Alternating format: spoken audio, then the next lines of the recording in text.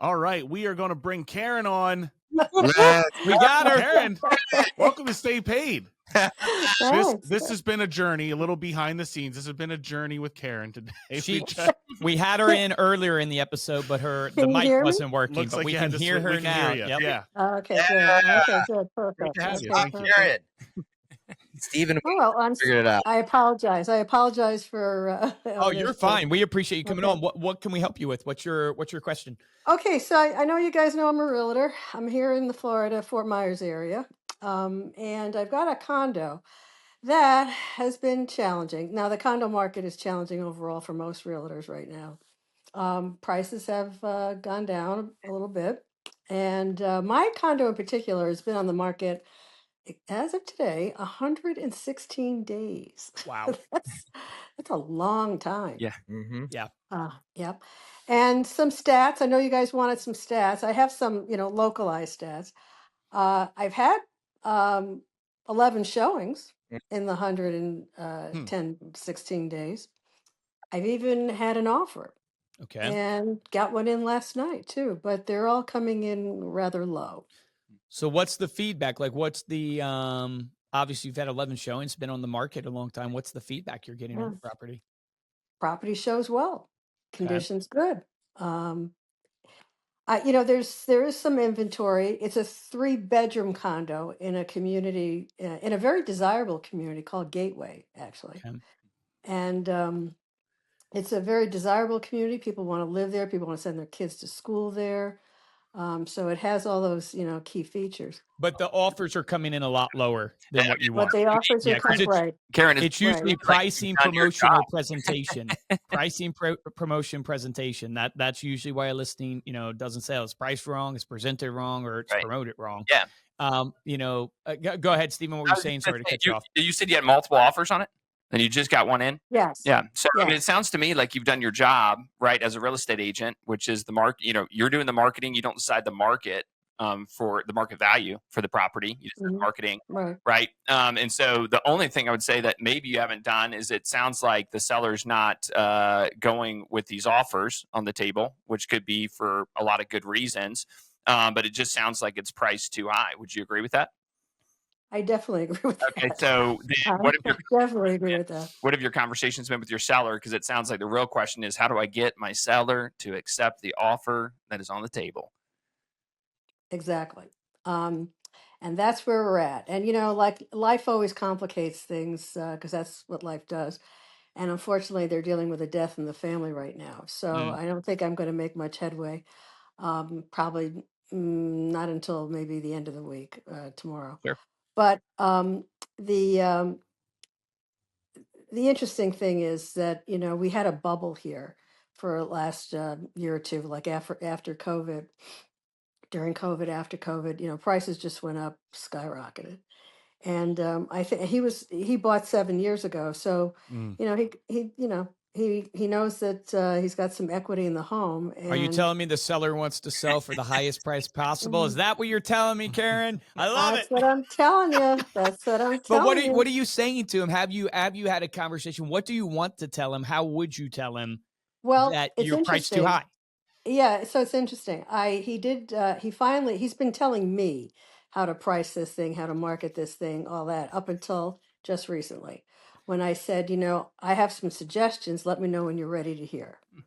So he was ready to hear about a week ago, and I did some research and sent him the choices. I gave him choices because there's always choices. That's right. Yep.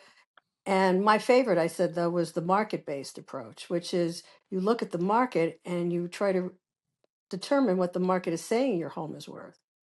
And the market in Gateway right now is saying that home is worth 180,000, maybe 185 if he throws in, some furnishings, which he wants to do. And what do you have it priced at now?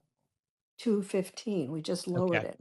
Okay. I got him to lower it from the listing price, which was 225. Okay, so you were 225. We're still way over. Offers for 185. Right, and we're still way over. So the offer came in last night at 180, and I could easily come back and say, look, we're throwing in the living room, the bedroom, all the furnishings. I mean, you open up the drawer, your silverware's there, your dishes are there. I mean, all I got to do is bring a toothbrush, as we say. So maybe you could, throw in an extra $5,000, to cover that. And I think we'd probably have a deal. But his is just like you said, he wants it for the highest price possible. Yeah. So do houses sell for more when they sit on the market longer, or when they sit on the market for a shorter period of time? In my experience, you're best going with the first or second offer that comes in, because the longer it sits, the worse it gets. That's right. So that's your belief, right? Which is a true belief. So Right. do you want your seller to lose money? Absolutely not. Absolutely not. Right. So like if you have that, then it's like internalizing, going, man, I've really got to get my seller to make this move on this price Mhm. because it's what's in best interest for my seller.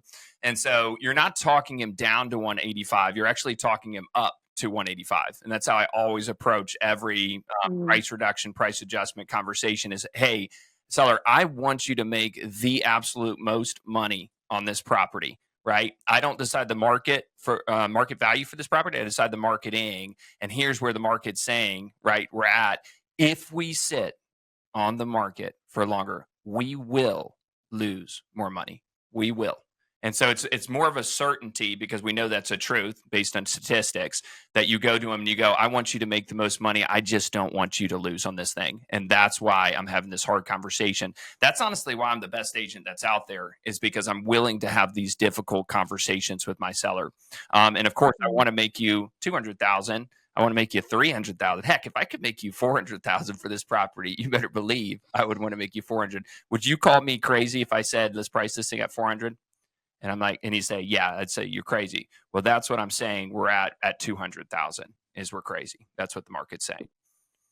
Good point. Yep. I Okay, like thank that. you. Clip it up, Mhm. I memorize like it, and recite it to him. But that I is was gonna, what it yeah. is. That is what it is. The other thing that I'm curious about, just to see what you've gotten with him, is what is his urgency and pain point of the reason why he wants to sell? What's the emotional driver there? Do you know that? Motivation. Yes, and you probably, if there were a jackpot, you would have just won it, because that has been a pain point for sure. The HOA. Yeah. The Okay. HOA is a major pain point. In fact, there had been an issue with some leakage into the from one of the condo units, either his or the one above his. Okay. There's 3 levels, and we're in the second And floor. the So HOA won't help him with it, or is being a pain or whatever.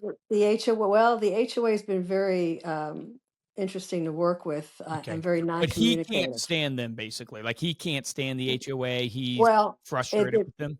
yeah, it's been an ongoing battle for a year, and it Okay. just accumulated with the HOA sending him a bill for thousands of dollars. I don't want to go into too much, Yeah, yeah. but they sent him a bill for thousands of dollars, and it may go to litigation. Mhm. And so my challenge now is to not only talk him down, or talk him up, as you said, Mhm. to 185, but he's going to probably lose money, because he's now got to pay this amount that they say his unit costs on the problem below. And if he doesn't pay it, it's a lien, and he's going to pay it eventually, either in Yep. court, or he's going to pay it as to the HOA, either one. Unless he can negotiate something with them. So we're kind of running out of time on that. Yeah, so you're He's you're running out hitting of on the time. other aspect of what you need to add Right, to Steven's pitch. Yeah. You right, always got to, like, your job is to help the seller. Like, that's your job, and you're right. going to do what's in the best interest of your seller and help them. And so you're just trying to reiterate for them. It's like if I'm selling a real estate agent the magazine that we offer, or our Facebook ads, or whatever. At the end of the day, I'm not trying to get you to buy my product. I'm trying to solve a pain point for you and a desire that you have. And I have a solution for that. And I believe, the best in the industry for that solution. So when I get to the end of any pitch and I'm sharing with you in confidence, I'm always reminding you, here's why though, because Caren, you and I both agree, you got to keep in touch with your database. You've got to keep in touch with them if you want referrals. You have to send something. It's not should you, it's just what do you send? And at the end Right. of the day, the problem is people don't know what to send. They don't have time to send it. The things they're sending don't return. They cost too much. And I'm taking care of all those pain points for you. And I know that's what you want. You want more referrals, right, Caren? It's like you're Right. reminding them of, I'm not talking about the magazine. I'm just talking about hey, this is the pain point you have and the solution you want. And you have to do it with that certainty and confidence. I think your lines are gold, Steve, of how you did that. But I would just encourage you, Caren, you're doing a good job by your client when you have the hard conversation with them. And if it's not meant to be, it's not meant to be, because you're spending time, energy, and money on this property and with this client that at the end of the day, maybe it's not the right time for them, but you're definitely hurting everybody by not having the difficult conversation and telling it like it is. You're hurting yourself with your time and energy. You're hurting him by not getting the truth to him. And, I'm talking high level here. And so I would just encourage you, have it, move on, take that energy and put it into your next best client, because you're a rock star real estate agent. And that's what you do. Yep. And Good advice. I I wish I could put you guys in my back pocket all the time. This would be great. This would really, really serve me well if I could do that. You can do it. podcast. Yeah. I know, because this phone fits in my back pocket. Yeah, exactly. Yeah. No, you can do it. Go literally have that conversation with them. You're in this business for a reason, and you're doing great things. Friend us on social. We'd love to connect with you on Instagram. We'd love to help you out more. You can always reach out. And if you have more questions, bring them. We'd love to have you I on love the show. your energy. Yeah. Your energy is contagious. I'm sure you're Thanks. I love this format too. I have to say, this was a great idea. When I was talking with the person who was helping me at the time with the magazine, she suggested that based on our conversation. So kudos to you guys too for thinking of this. Awesome. Yeah, nice. Thank you, Karen. Okay, thanks luck. again. Sorry about Let the us know how tech it goes. issues. Take care. Yeah, I Appreciate will. you. Take See ya. care. All right. Bye. Bye.